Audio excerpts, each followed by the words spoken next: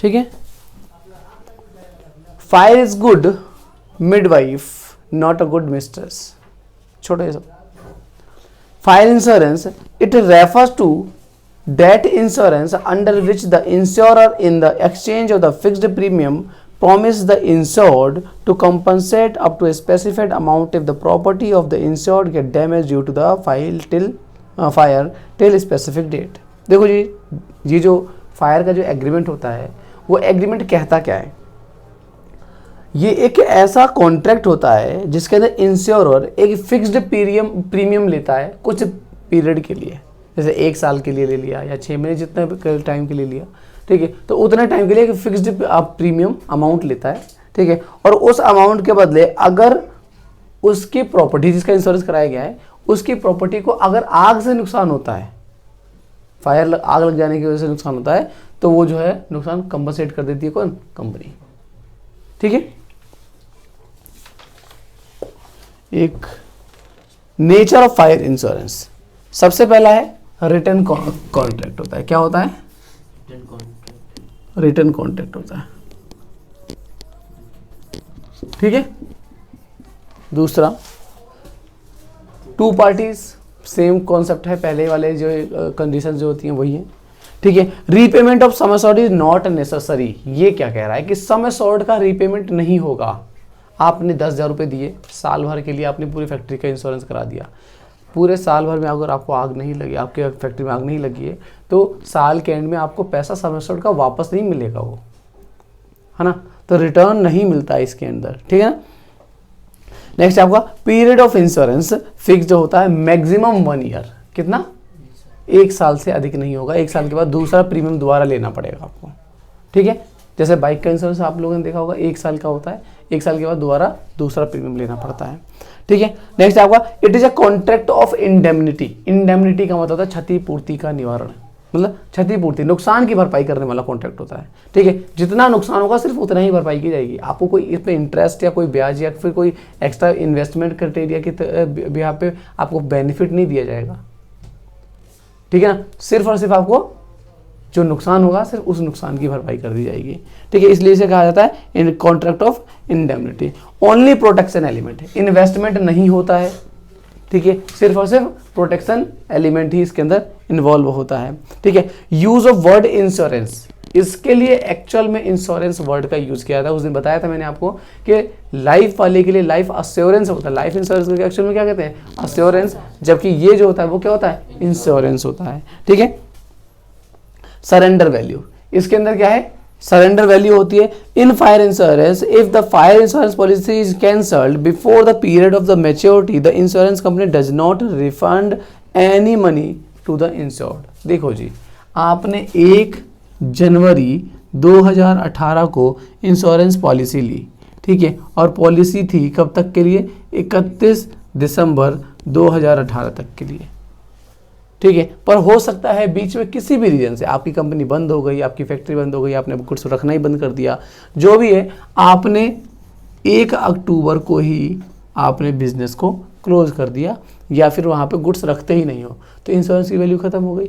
आपने कंपनी से बात करी कि मेरा ये इंश्योरेंस ख़त्म कर दो, तो क्योंकि आपका पूरा 1 साल के लिए इंश्योरेंस था पर आप उसका यूज़ 10 महीने के लिए ही कर रहे हो, कंपनी आपको 2 महीने के पैसे वापस नहीं करेगी। समझ में आई बात, ठीक है। इसे कहते हैं सरेंडर वैल्यू, ठीक है। मतलब कहने का ये है कि अगर आप बीच में कभी भी अगर इंश्योरेंस को ख़त्म करवाना चाहते हो तो कंपनी आपको पैसे वापस नहीं करती है, ठीक है। नेक्स्ट आपका personal contract. At the time of the giving the fire insurance, the character of the insured check carefully. Character check किया जाता है, मतलब जब भी आप इंश्योरेंस लेने जाओगे, फायर इंश्योरेंस ले जाओगे, तो उस समय पे आपका कैरेक्टर चेक किया जाता है कि कहीं पहले इसने फ्रॉड तो नहीं कर रखा, कहीं ये फायर इंश्योरेंस लेकर के और मिसलीड तो नहीं करना चाहता कंपनी को नुकसान तो नहीं पहुंचाना चाहता है, कहीं ऐसा तो नहीं है कि फायर इंश्योरेंस लेकर के बाद में आग खुद ही लगा दे या साजिश करके और पैसे कमाने का कोशिश कर रहा हो ये, ठीक है ना। तो हमेशा इसमें कैरेक्टर चेक होता है। Characterless people are not at all given the insurance. जो कैरेक्टरलेस पीपल होते हैं, जिनका बैकग्राउंड अच्छा नहीं होता उनको ये इंश्योरेंस नहीं दिया जाता। Such type of the people can them self damage their property and claim the compensation.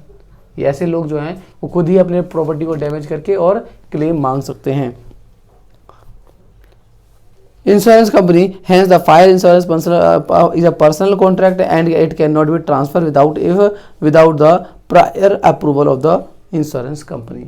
और ये कभी भी ट्रांसफ़र भी नहीं होता है। ट्रांसफ़र नहीं होता, जैसे मैंने इंश्योरेंस लिया और मैंने 2 महीने 4 महीने तक यूज़ किया उसका, ठीक है, वो गुड्स रखा हुआ था। अब मैंने क्या किया कि ये फैक्ट्री किसी और को बेच दी, मैंने इनको बेच दी, तो इंश्योरेंस भी इन्हीं के नाम पे ट्रांसफ़र हो जाएगा क्योंकि फैक्ट्री। बट फायर इंश्योरेंस का भी ट्रांसफ़र नहीं होता। क्यों? हो सकता है मेरा कैरेक्टर अच्छा हो कंपनी की नज़रों में, इनका कैरेक्टर अच्छा ना हो, तो कंपनी से अप्रूवल लेना पड़ेगा कि भाई हम ये फैक्ट्री किसी और को बेच रहे हैं, तो उनका भी आप चेक कर लो, ठीक है, उसके बिहाफ पर ही अप्रूवल होगा और तब जा करके वो फायर इंश्योरेंस ट्रांसफ़र होता है। ठीक है ना। चलिए, तो ये हो गया हमारे fire insurance. Types of fire insurance policies के बारे में बात कर लेते हैं। इसमें क्या क्या चीज़ें हैं, अच्छा टॉपिक है। इसमें देखो, सबसे पहले एवरेज पॉलिसी, ठीक है। एवरेज पॉलिसी के अंदर क्या क्या चीज़ें आती है, मतलब ये यही बताएगा कि क्या क्या चीज़ें इन्वॉल्व है, क्या क्या चीज़ें इन्वॉल्व नहीं है, वो सब चीज़ें बताएगा, ठीक है। Under this policy average of sum assured and sum not assured is considered to calculate the compensation. For instance, the property whose actual worth is 60,000। देखो एग्जांपल के साथ समझाते हैं कि एक प्रॉपर्टी है जिसकी एक्चुअल वैल्यू जो है वो 60,000 रुपये की थी, ठीक है, इज इंश्योर्ड फॉर 40,000, पर उसका जो इंश्योरेंस ना हमने सिर्फ 40,000 का ही लिया है। इंश्योरेंस जो था वो 40,000 रुपये का ही लिया, प्रॉपर्टी 60 की है पर इंश्योरेंस जो है 40 का। अब जरा एक चीज़ समझो, अगर 60 की प्रॉपर्टी तो लॉस कितने का हो सकता है, पूरे 60 तक का लॉस हो सकता है ना आपको, तो पर आपने इंश्योरेंस कम का लिया हुआ है 40 का, कंपनी 60 का क्लेम क्यों भरेगी? आगे आपने इंश्योरेंस तो 40 का ही लिया हुआ है, समय सोड आपका 40 ही है, ठीक है। The loss due to fire is 30, the insurance company will distribute this loss in the ratio of the sum assured and the not sum assured. देखो जी, तो अगर लॉस अगर 30,000 का होता है तो कितना भरेगी? आपने प्रॉपर्टी 60 की है, इंश्योरेंस 40 का लिया है, पर लॉस 30 का हुआ, ठीक है। तो आप इसको इस तरीके से कैलकुलेट करोगे कि अगर 60,000 रुपये की प्रॉपर्टी के लिए 40,000 का इंश्योरेंस लिया गया है, तो 30,000 की प्रॉपर्टी के लिए कितने का इंश्योरेंस लिया जाएगा, ठीक है। तो इसकी कैलकुलेशन ऐसे कर लेंगे हम लोग, 40,000 30,000 अपॉन में 60,000, तो 20,000 रुपये का इंश्योरेंस लिया होगा तो कंपनी से 20,000 रुपये क्लेम करेगी। हालांकि आपके सम इंश्योरेंस से कम है, पर उसके बावजूद पूरा क्लेम नहीं करेगी क्योंकि आपने पूरा लॉ इंश्योरेंस ही नहीं लिया था। समझ में आई बात, ठीक है। And company 10,000 by insured himself, 10,000 रुपये का जो लॉस जो है वो जो जिसका नुकसान हुआ है वो खुद ही अपनी भरपाई करेगा, ठीक है। ये हो गया। नेक्स्ट टाइप ऑफ इंश्योरेंस आपका वैल्यूड पॉलिसी। क्या है ये? For such product whose value can not be decided at the time of the insurance of law, insurance in occurrence of loss, valued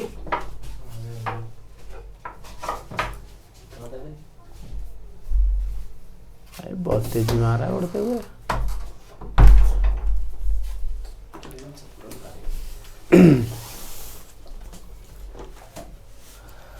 हाँ, तो वैल्यूड पॉलिसी कौन सी है? For such product whose valued can not be decided at the time of in occurrence of loss, value policy is taken, the amount of policy is decided mutually by the insured and the insurer at the time of the taking the policy। देखो जी, ऐसी policy जिसके अंदर loss के time पे यही नहीं पता लगाया जा सकता कि वैल्यू कितनी थी गुड्स की,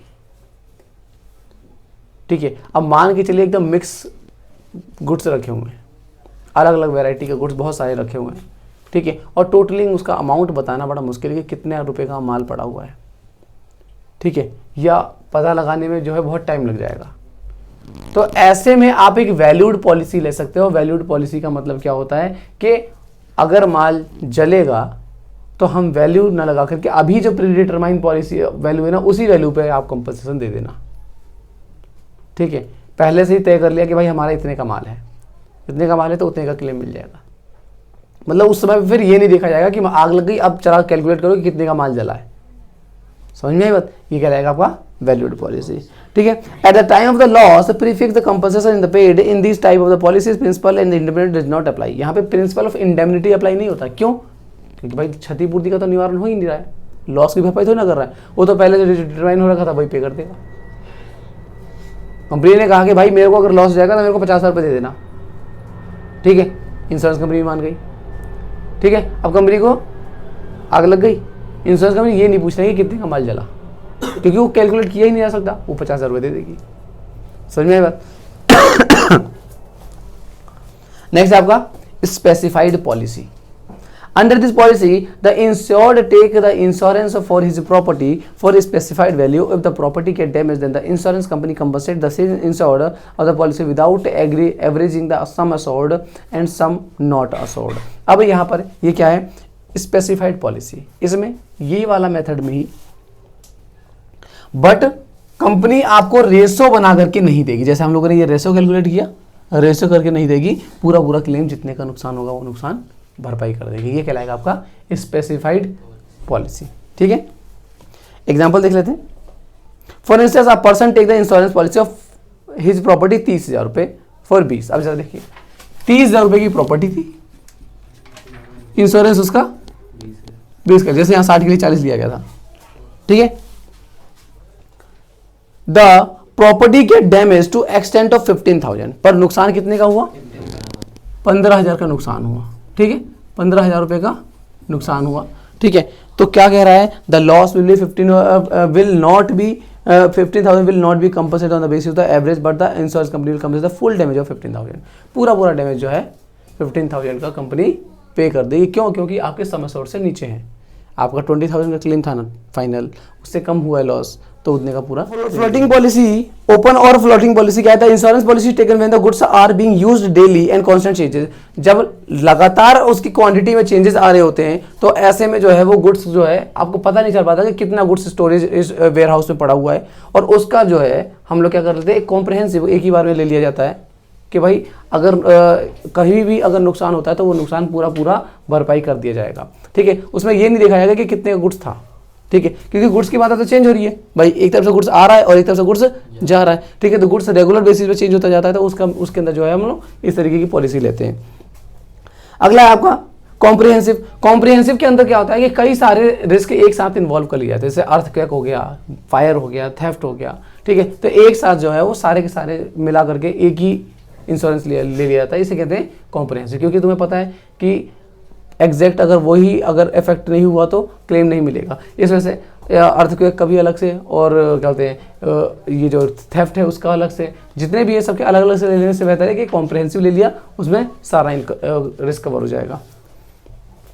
अगला एडिशनल रिस्क पॉलिसी और excess policy. Under this policy two insurance policy are the insured issued. In fact, the insurance policies where the minimum stock kept in the godown is the mention. If at any point of time minimum level of stock exceed the prescribed limit, then the for extra stock the insurance policy is taken. देखो जी क्या होता है कि जैसे हम लोगों का ये गोडाउन है और गोडाउन के अंदर हम लोगों ने बोला कि भाई हमारा जो है 20,000 रुपये का माल हमेशा पड़ा रहता है, तो 20,000 के लिए हम लोगों ने एक स्टॉक वो बना लिया, एक इंश्योरेंस ले लिया। ठीक है, तो ये क्या है? इंश्योरेंस 20,000 रुपये के लिए, पर कभी भी इस लेवल से ऊपर जाएगा स्टॉक तो उसके लिए एक अलग से इंश्योरेंस लेना पड़ जाता है।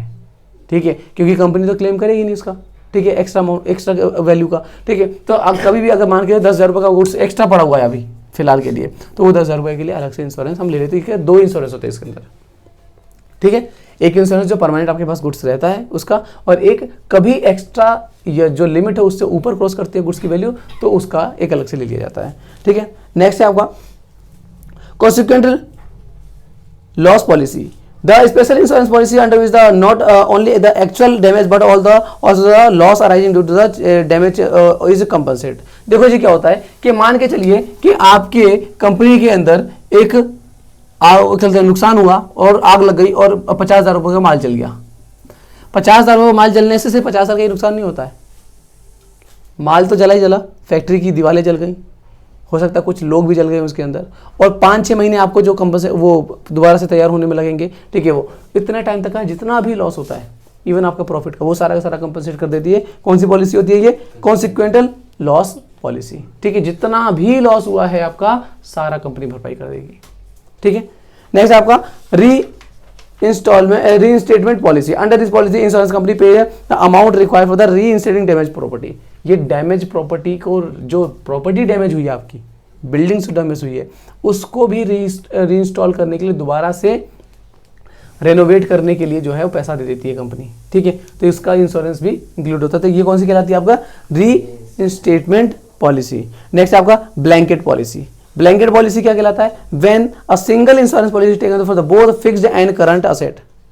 फिक्स एसेट और करंट एसेट। करंट एसेट में गुड्स आ जाएंगे और फिक्स एसेट में बिल्डिंग आ जाएगी, ठीक है। पूरे के लिए एक ही इंश्योरेंस पॉलिसी लिया जाता है, वो क्या कहलाता है? आपका ब्लैंकेट पॉलिसी। ब्लैंकेट मतलब पूरा का पूरा कवर कर लिया एकदम, बिल्कुल, ठीक है।